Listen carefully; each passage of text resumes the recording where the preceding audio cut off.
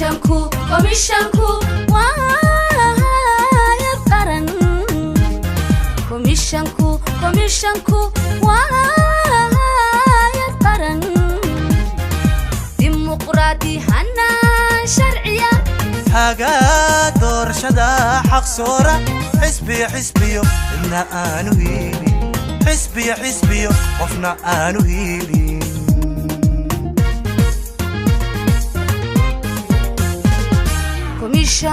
komishanku waaya qaran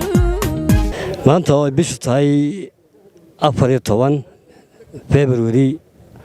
2021 halkan aan joogno maanta oo gobolka Sanaag caasimadiisa Ceergaabo waxaan ku cilaaminaynaa oo aan kala diraynaa gaadiidkii ka hawlgali lahaa hawlgalkii labaad ee komishanka doorashooyinka qaranku ay 3 bilood gudahood ay ku qabteen hawlgalka hore wuxuu ahaa diiwaangelintii oo wadanka si fiican uga dhacday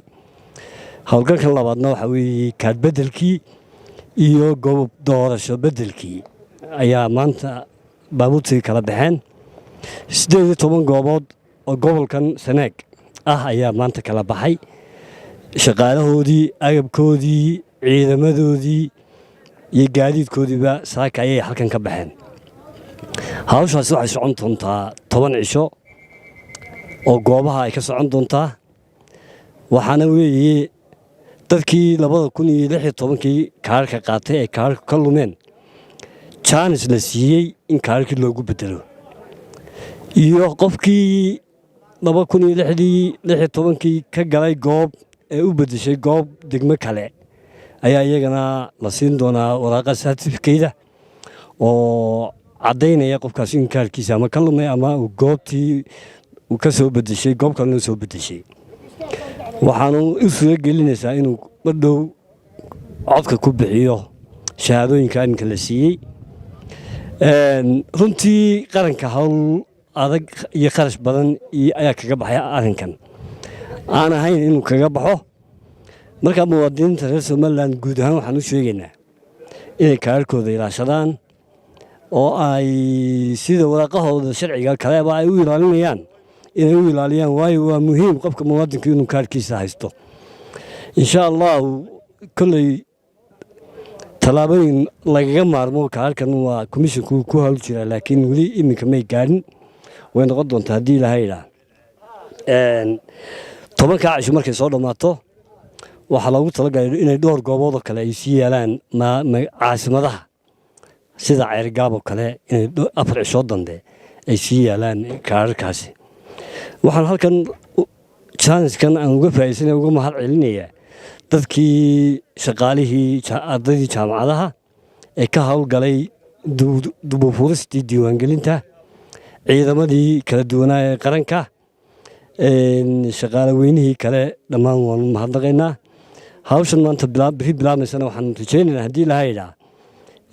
shaqaalaha iyo muwaadiniinta reer Somaliland inay siday tahay uga qayb qaataan nabadgelyada ilaaliyaan dhowrsanaanta ilaaliyaan magaca wadanka ilaaliyaan intaa waxaan ku dari lahaa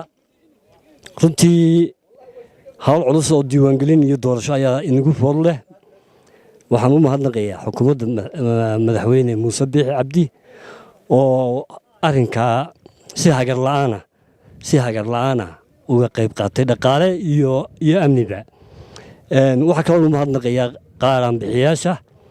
ama daneeyaasha dimuqraadiyadda Soomaaliland oo iyaguna mar walba la garab taagan inay wixii karaankooda ee dhaqaalaha ay ku bixiyaan dimuqraadiyadda Soomaaliland iyaga waxaan leeyahay dimuqraadiyadda Soomaaliland waa mid ay reer Soomaaliland gacantooda ku sameeyeen mid gudaha ama dusha laga keenay ma aha meeshaynu doonayno ama meeshaynu hiigsanayno waynu gaari doonaa ha ka caajisina inaad dhaqaale iyo xoogba ku bixisaan iyo maskaxba inaad ku bixisaan dimuqraadiyadda Soomaaliland ka socota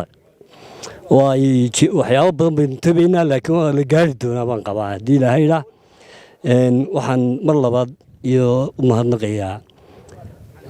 shaqaalaha gobolka Sanaag iyo degmooyinka hoos yimaadaba oo diiwaangelintiina si fiican uga hawlgalay maantana u diyaar ah inay goobaha howlgalku ka socdo ay si fiican waajibkooda ay uga gutaan. ciidanka buluuska ee hortiina taagan ee u ambabaxaya 18 goobood